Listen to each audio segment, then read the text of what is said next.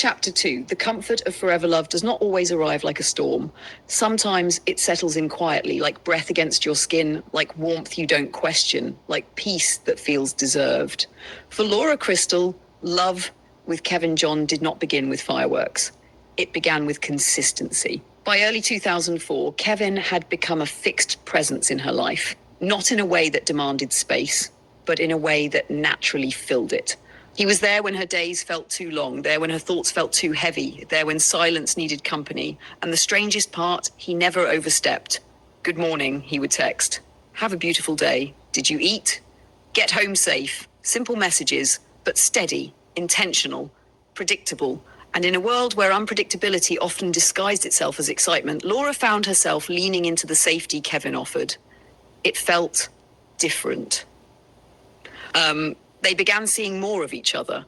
Weekends turned into shared routines, late breakfasts, quiet walks, long conversations that drifted from surface-level laughter into deeper waters. Kevin listened more than he spoke. And when he did speak, it wasn't to impress. It was to understand. You don't trust easily, he said to her one afternoon. They were seated in a quiet park, the soft rustling of leaves filling the space between them. Laura glanced at him, surprised. That obvious? He shook his head slightly. Not to everyone. She studied him carefully. And to you? I pay attention, he said simply. That was Kevin, observant, measured, careful. It should have unsettled her, but instead, it comforted her. As months passed, Laura began introducing Kevin into parts of her life she usually kept guarded. Her home, her family, her world. The first time Kevin met the Crystals, he didn't try to impress them. He didn't need to. He was respectful without being overly formal, warm without being intrusive, present without dominating the room. Laura's mother noticed it immediately. He's different, she said later that evening. Laura smiled faintly. In a good way, I hope. Her mother nodded slowly, in a way that feels rare. Her father was quieter about his observations, but he watched Kevin closely. Men like him always did. He's patient, her father said eventually. Laura raised an eyebrow. That's a compliment. It's a trait, he replied. And traits tell stories. Laura didn't press further because to her, Kevin's patience was not something to question. It was something to be grateful for. Even Sharon, young, sharp-eyed Sharon, formed her own quiet opinions. She didn't speak much around Kevin, but she watched him. The way he spoke, the way he paused before answering, the way he never seemed caught off guard. Do you like him? Laura asked her one evening. Sharon shrugged slightly. He's nice. That's it? Laura laughed. Just nice? Sharon hesitated, then said he feels like someone who knows what he's doing. Laura frowned slightly. What does that even mean? Sharon shook her head. Nothing. But it wasn't nothing. Not really. By mid-2004, Laura realized something she hadn't expected. She felt safe with Kevin, not just physically, emotionally, mentally, and safety had always been something she craved but rarely found. There were no emotional games, no sudden distance, no confusing signals. Kevin was consistent in a way that felt almost structured. I don't believe in wasting time, he told her once. They were sitting in her living room, the soft hum of the television playing in the background. Laura looked at him. Meaning? Meaning, he said, turning toward her. When I choose something or someone, I choose fully. Her heart skipped. And you've chosen me, she asked quietly. I have? He replied without hesitation. No pause, no uncertainty, just certainty. And Laura believed him. Love grew not in bursts, but in layers, layer after layer, conversation after conversation, moment after moment, until one day, Laura realized she wasn't just falling for Kevin John. She had already landed.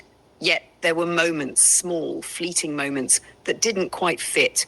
Moments she dismissed as overthinking, like the way Kevin avoided certain questions about his past.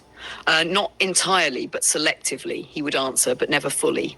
My family is private, he would say. My upbringing was simple. My life before here doesn't matter as much as what I'm building now. And somehow that was always enough. Or at least Laura allowed it to be. There was also the way he managed time. Everything with Kevin felt planned, not rigid, but intentional.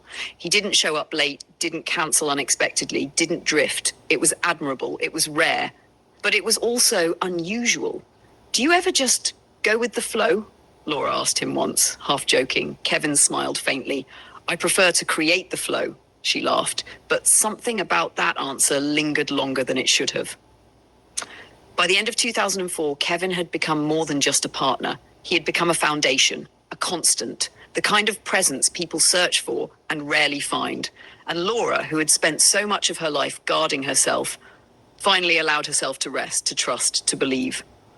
The shift into 2005 brought with it a quiet but undeniable change. The relationship was no longer new. It was established, comfortable, rooted. And with that comfort came something deeper, something heavier, a future. They began speaking about it more openly. Marriage, children, a life together that extended beyond the present.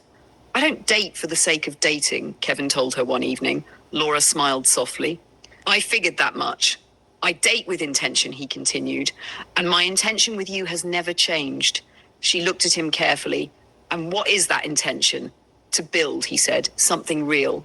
Something real. The words wrapped around her heart like a promise. Laura had always believed she would recognize love when it came, not because it would be loud, but because it would feel right.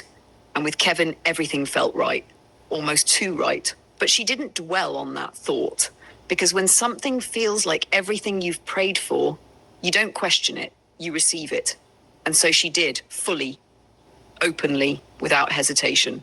But what Laura didn't realize, what she couldn't see beneath the layers of kindness, patience, and intentional love, was that while she was building a future with Kevin John had already built the outcome. Every step, every moment, every decision, carefully placed, carefully timed, carefully executed. Because to Kevin, this was never just a relationship, it was a process, and Laura Crystal was never just a woman he loved. She was a woman he had chosen, long before she ever knew him. And the most dangerous part of it all? She trusted him completely.